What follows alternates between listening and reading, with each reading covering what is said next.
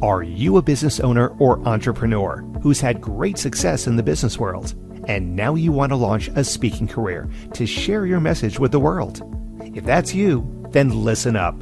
25-year speaking industry veteran Brett Ridgway has released his latest special report, 3 key things entrepreneurs must master to build a profitable speaking business. To pick up your copy, go to brettridgway.com/freebie. Welcome to the Spotlight on Speaking show with Brett Ridgway, where you'll learn the keys to building a profitable speaking business from speaking industry pros. Each week, we interview a great guest who will share his or her speaking journey, identify what their keys to success have been, and highlight some critical mistakes they've made along the way that you'll want to avoid. Be sure to visit our website at spotlightonspeaking.com. And while you're there, subscribe to us via your favorite network. Now, sit back, tune in, and get ready to meet this week's guest.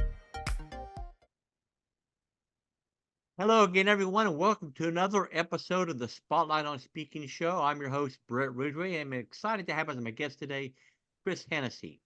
Chris is a full-time filmmaker, author, and speaker, and he serves on the board of directors of the California Writers Club Sacramento chapter. Chris has spoken at 3 writers' conferences in the past year, and in his PowerPoint presentation, he uses clips from his 4 award-winning films that he produced in 2020 or 2021. Chris's upcoming memoir is titled Touched by Hannah, and it's about a man with cancer, his 1-pound newborn Hannah, and their fight for life, and it's currently being proofread. Chris will show us his unique method of finding speaking gigs, how he films his talks, and how he creates and uses the resulting short promotional videos. Welcome, Chris Hennessy, to the Spotlight on Speaking show. Oh man, I got to tell you, Brett, I am psyched to be here. Well, I'm psyched to have you here, Chris. So let's dive right into it. So I've seen some videos of you speaking at a colleague's event before and all that stuff, but how far back do we need to go? When did you get into speaking in the first place? When did you decide, hey, this is what I like to do, what I want to do, and I have a message that should be shared with people?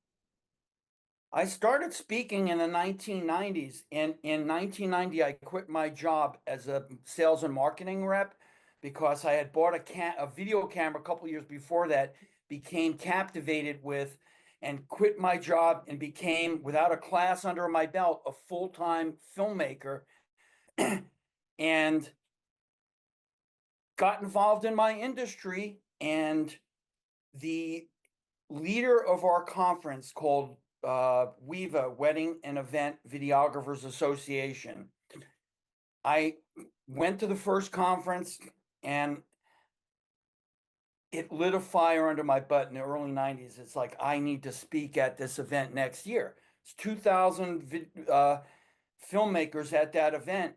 So I spoke to the leader of that group. He said, write your speech, record it on your VHS camera, and send me the VHS, which I did. And the next year, there I was at the conference doing a marketing presentation in front of 1,500 or 2,000 people. And that was the best drug I'd ever taken in my life. So I spoke at, yes, that's when I started, but I didn't really need it and use it for what I'm doing now with becoming an author until just a few years ago.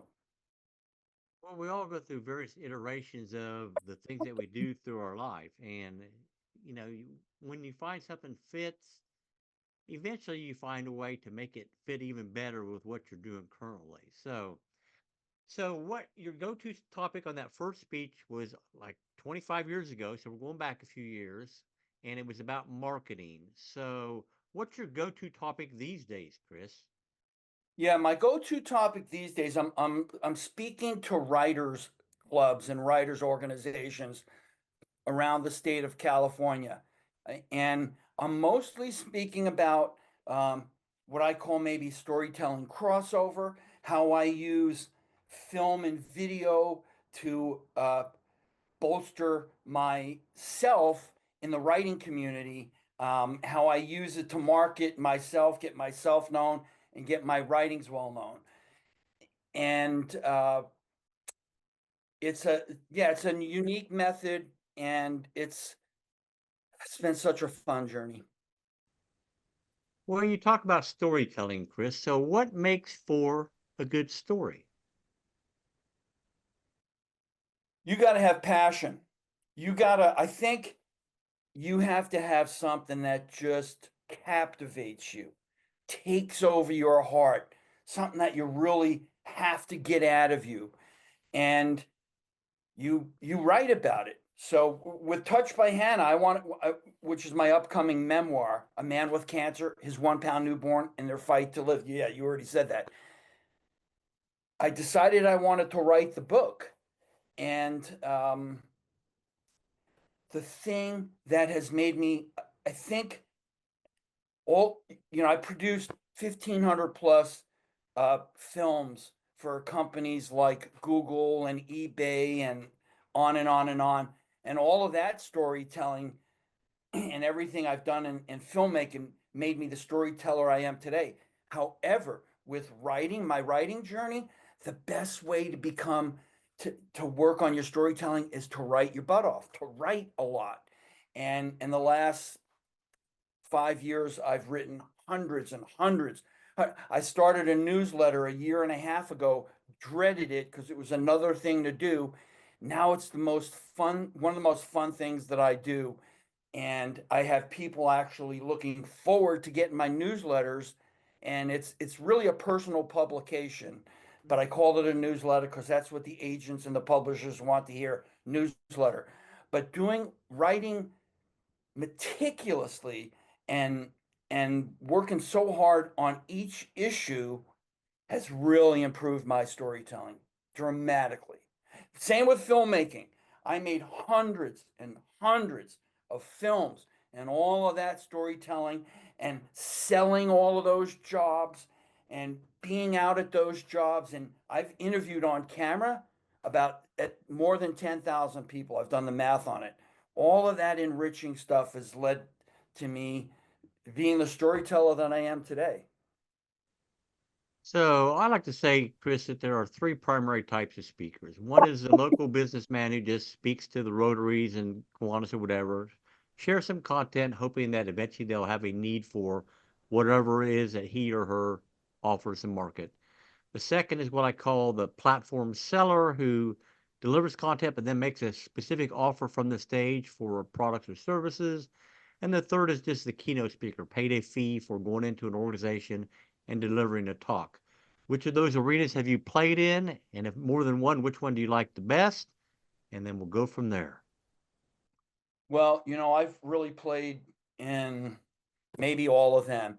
But today, my speaking for the last few years totally revolves around getting the word out there that I've got a book coming up, Touched by Hannah, and just by being proactive myself.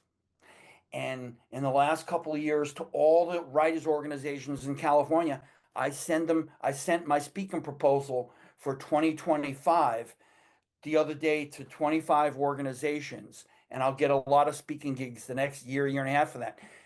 And doing that and being proactive, not only did I speak at a lot of writers clubs, I spoke at 3 writers conferences in the last 14 months. And that kind of stuff, man, that builds your confidence, it builds your writers platform, and the agents love seeing that kind of stuff. And speaking about agents, my talk in 2025 that I'm just coming out with is how to captivate literary agents and publishers, because the very first writers conference I went to last month as a writer trying to sell my book, I had everything completely ready. You said my book is in proofreading right now. I was passing by somebody in the hall and I talked to her, and long story short, she said, "You know who I am? I'm such and such. I'm a literary agent, and I want to offer you representation and represent you in your book, Touched by Hannah." First agent I spoke to. So I think I've got the formula down. And any case, I don't know if you could tell, but I'm pretty pumped about it. So, do you have a release date on this book yet, Chris? No,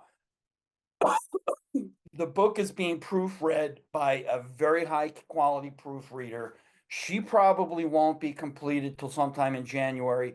I'm working on the last piece of the puzzle, which is my book proposal, which I've never done before. It's kind of like a college project, big college project. So really, I'm going to be active trying to touch my hand in 2025. Once those things are complete, then I'll have everything I need to say, here I am, here's sample chapters, here's my my writing proposal, my book proposal. So I'm going to be published traditionally. So, give me again, if you would, Chris, the go-to topic that's going to be your 2025 topic, and then what will you be your call to action? What's the purpose of the talk designed to get people to do? How to captivate literary agents and publishers is basically going to reveal some of the stories in my journey that led to where I am today. And I think I have to make it clear to my attendees, because I haven't actually written the speech yet, but I, pretty much got it in my head. Mm-hmm. It's going to show them all the ingredients that are needed to get to where I'm at. First of all, you have to embark on a writing journey that makes a great book. You have to have a great book, but you also have to become a speaker. You can use film and video to build your platform. We're going to talk a lot about my platform, and in my PowerPoint, I'll show I do unique social media posts. I have a big social media following, and I might, during the day, I might see something and go, wow, that's pretty cool. And I take a picture of it. And then at night, I think it's something really special to write to that. Like I had one, I was walking through a downtown after a speaking gig about a year ago, and I saw a statue going like that, and the moon was right above it. And I took the picture, and then at night I thought to myself, I wrote a caption that was very well received. If a statue can reach for the stars, imagine what you can do. So I like to motivate people through the Facebook, and I show them how to make films simply. You don't have to have a professional video camera like me. You can use your iPhone 12 to make little films, like just a little simple film. One of the films I make in each of my talks is I invite a volunteer up, and I do a selfie of both of us, and I'll just ask a question. Like I did one recently at the Elk Grove Writers Club, and I said, how long have you been going to Elk Grove Writers Club? I said, tell me, if anybody was on the fence about Elk Grove Writers Club, why is the reason why they should come to this club? And I know these people love talking, and they belong to the organization, and they take pride in the organization. So the interview goes really well. People are wowed that I do it. And then I take maybe 2 hours or an hour to edit that and send them. And their organization has a little promotional video that they can use. There's a lot of little tricks like that I reveal that are great little marketing methods and way to, just make it an enriching experience for yourself, making an enriching experience for others, bolstering your social media, your profile. So I'm going to go back to my question, Chris, and that is, okay, you're sharing this valuable content with your audiences. Excuse me. So what's in it for you? Why are you doing it? Just because you want to feel good, or because you want to have people come to you to consult with them on how to do those things? I mean, what's the end game for you as a speaker? That's a good question. There's a couple different end games. Number one, the agents, the literary agents, when they see that you're actively out there speaking, Okay. I tell writers that if you're a writer, you should be a speaker. The literary agents are very impressed that I'm getting myself out there. I'm speaking. I'm good at it. I motivate people. I teach people. I'm not in it at all for the money right now. I'm not in it, the writing for the money. I do have a dream that my book is going to be successful and I'm going to make money, good money speaking. But right now I'm making $200 a gig and it pays the expenses and stuff like that. But it is the best therapy for my soul. Mhm. It's like a free therapy session. It makes me feel good. It makes me feel confident. It uplifts me. It uplifts the group. And also, you know, yeah, it's just it gets your name out there. It wows agents. It's a really good confidence builder. And, maybe the money will come. I think it will. And if not, it's just such a life enriching experience. And my life right now is all about just all of the stuff I'm doing and all life enriching stuff. I started a TV show 5 years ago called YOLO Yo-Yos, a cable TV show with my daughter Hannah, because I wanted to provide an enriching experience for my kid and her friends. And we had such a great time. We did about 25 episodes, and I did all the promotion and the marketing and the editing and setting up the shoots. I didn't write for 2 years because I was so busy with that. And then I became proactive and sent it. I went to Film Freeway, where you can find all the film festivals on the planet, filmfreeway.com, and I submitted it. I didn't do a whole big program of submitting it to like 30 film festivals, but long story short, all of a sudden, one of our episodes got Best Cable TV Episode West Coast 2022. We won a couple of big awards at the Manhattan Film Festival right in the heart of New York City, where the indie writers and filmmakers are. And it just shows me, man, you never know what you can do unless you start doing it. Well, I really love the passion you have for all the projects that you've been working on, Chris. So I do have some other ground I want to cover with you. But before we do, let's take a quick break for a word from our sponsor. Are you a business owner or entrepreneur who's had great success in the business world, and now you want to launch a speaking career to share your message with the world? If that's you, then listen up. 25-year speaking industry veteran Brett Ridgway has released his latest special report, 3 Key Things Entrepreneurs Must Master to Build a Profitable Speaking Business. To pick up your copy, go to brettridgway.com/freebie. And we are back with the Spotlight on Speaking show with my guest, Chris Hennessy. So, Chris, you talk about some unique things that you do to get gigs, and you covered a little bit of that, I'm sure, in terms of talking about sending the proposals to agents or whatever. But do you want to elaborate on that a little bit in terms of what you would advise speakers to do to get more speaking gigs? Because obviously that's front and center of the minds of most of the speakers out there. Yeah.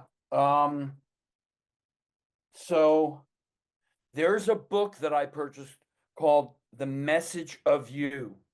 And you can mostly find it on Amazon. Like I buy used copies, really good used copies for like $5, $6, $7, $8, and I give them as a gift to my speaking gig.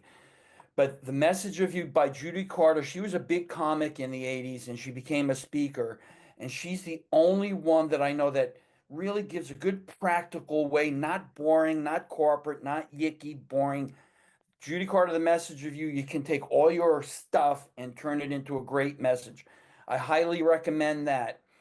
Then what you've got to do is you just have to be a little proactive. If you want to practice speaking like I did, join the what's the name of that organization, Brett? Toastmaster. Okay, Toastmaster. yeah. Great way to practice your speeches. Very inexpensive. Great way to meet other people. But then, in my genre in writing, I went to California Writers Club. You just got to like think a little bit, and they have all the chapters listed. Now, it took me quite a while of investigation to find out who the right people to send your proposals to, but first you got to make up the speech. Then you got to make a writing proposal, which is something I won't discuss, but you got to make a writing proposal and then you send it to people. You have to have a really good subject line, and that's the way I got all my writing or most of my writing gigs. And then once you start talking, you get word of mouth. But the main thing you got to do if you want to be a speaker is be proactive. Like you mentioned before, um, Brett, you can speak to Rotary and all of that, and I've done that. Great practice, and they're always anxious to have speakers. Rotary, what are some of those other clubs? Oh, Kiwanis, Optimist clubs. Always looking for speakers, doesn't pay, but you want to practice your trade.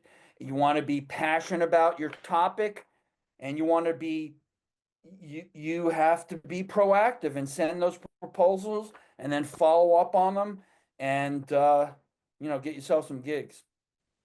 All right, so I'm curious, Chris. So, how do you measure whether a speech has been a successful speech or not? My speeches? Yeah. Oh, well, a couple things. When people tell you and write you how much they enjoyed the speech. And I want to go into something real quick. If you give a presentation, don't expect them to write back and say, hey, man, you were great. Everybody loved you. I reach out to those people. I might reach out to the president of the club and say, please give me a testimonial on LinkedIn or something like that. And it's from the reaction of the crowd. It's from I'm interactive with the crowd. I talk to them. I make them laugh. I make them chuckle. I had my conference recently.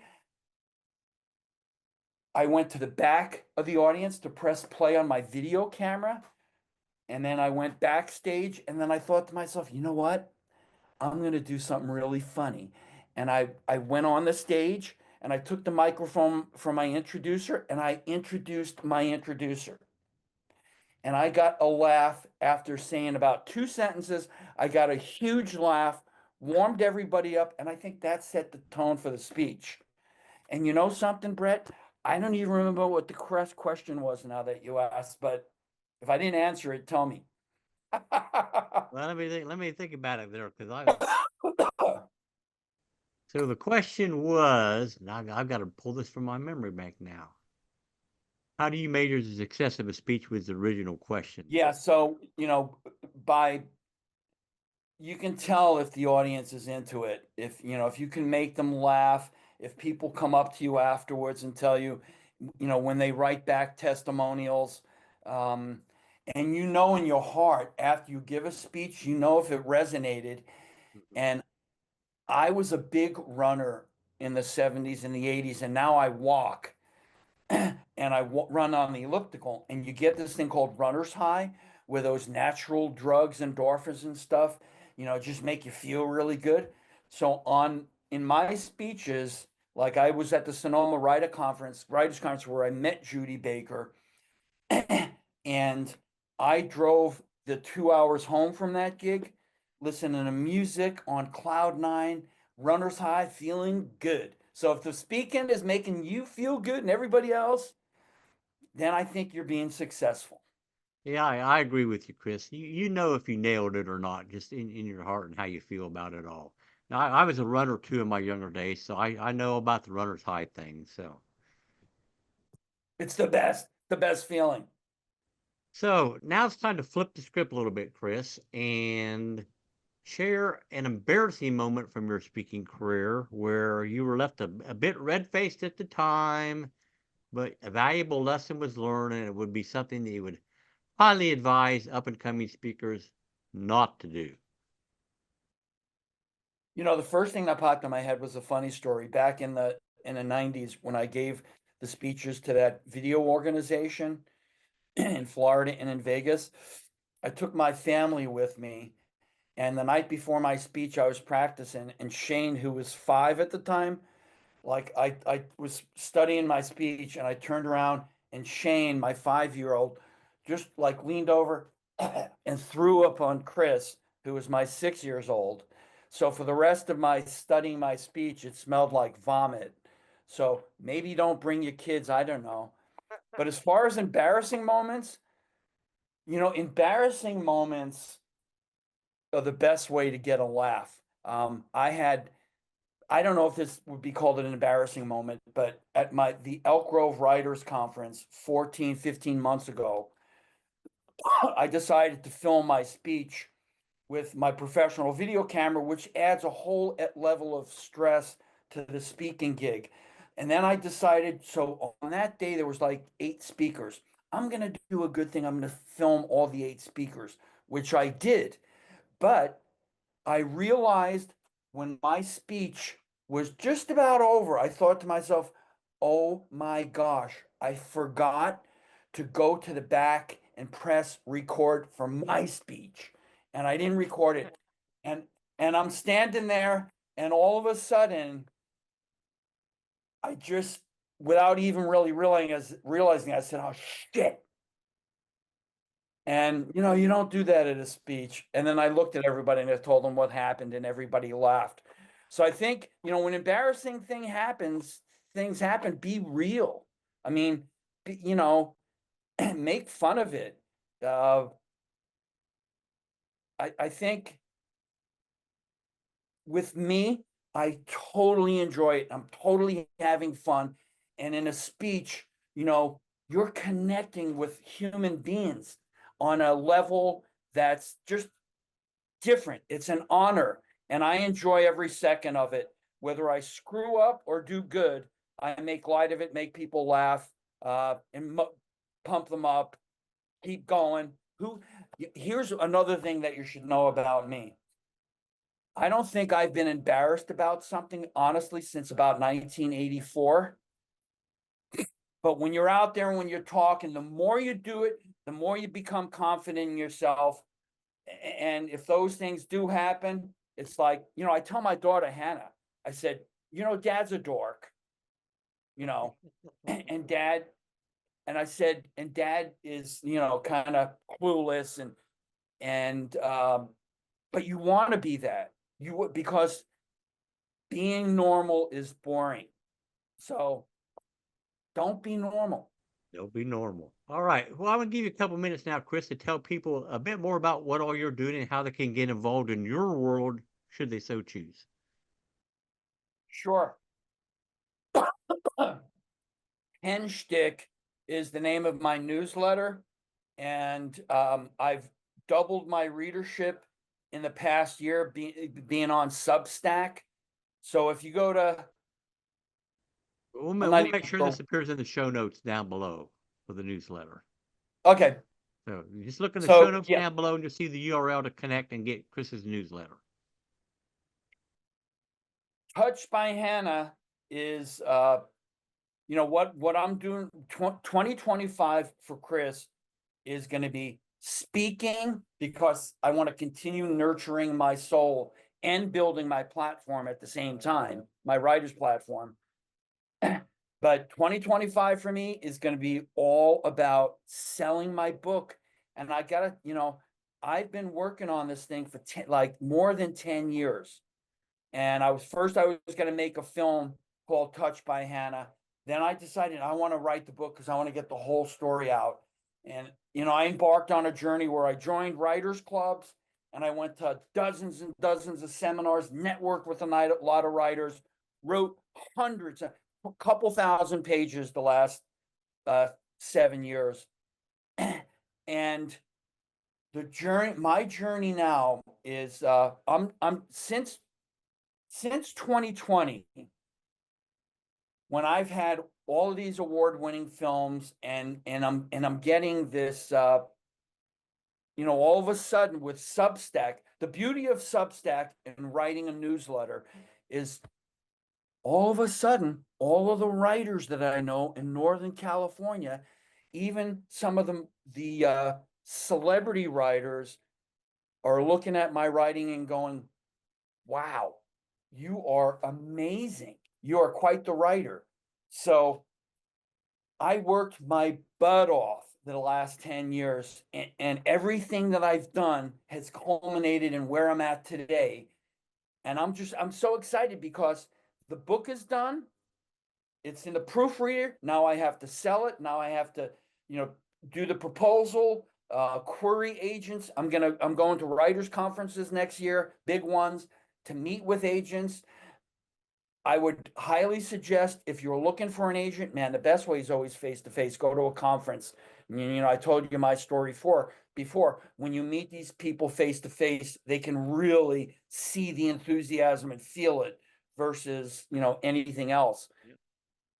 So my journey right now is the most, and my point was, in 2020, the cancer, which was diagnosed in 2009, just a couple months before Hannah was born, very premature, weighing 1 pound.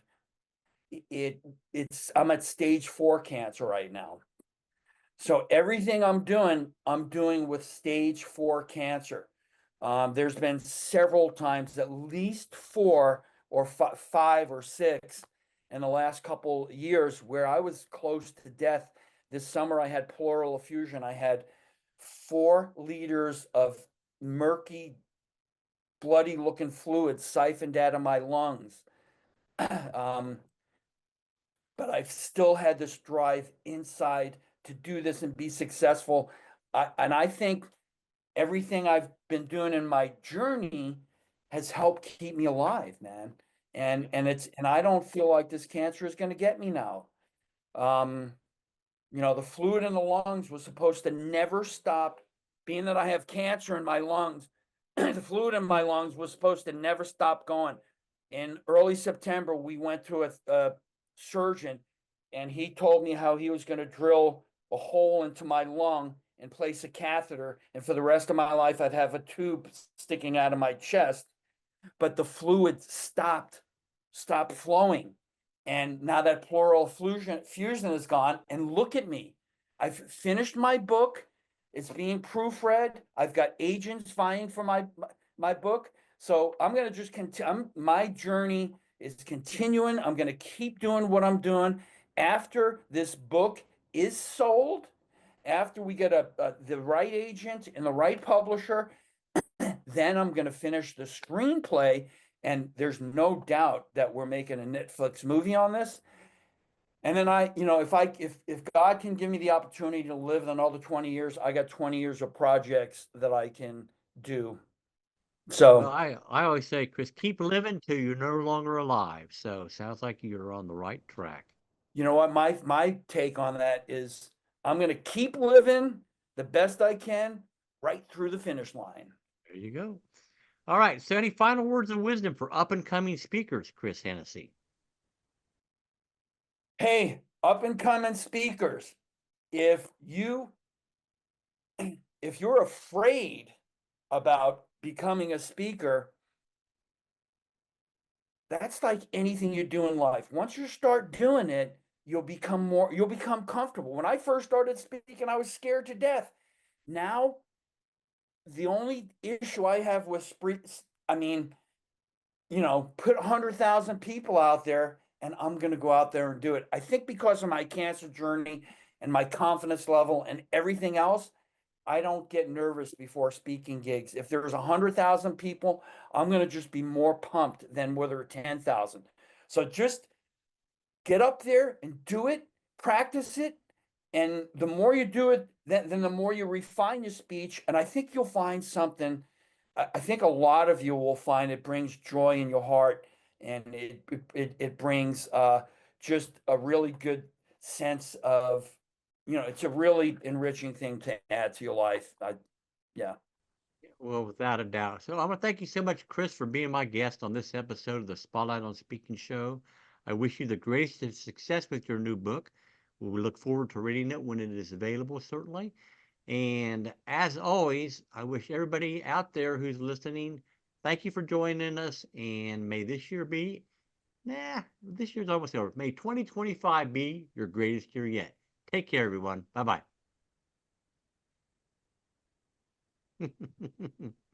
This has been the Spotlight on Speaking show with Brett Ridgway. Be sure to join us every week as we interview speaking industry pros and have them share their best tips for building a profitable speaking business. Until next week, thank you for tuning in, and remember to visit our website at spotlightonspeaking.com so you can enjoy even more great episodes like this one. While you're here, be sure to subscribe via your favorite network. We look forward to seeing you next time on the Spotlight on Speaking show. Until then, our sincere best wishes to you for the greatest of success as you work to build your own profitable speaking business.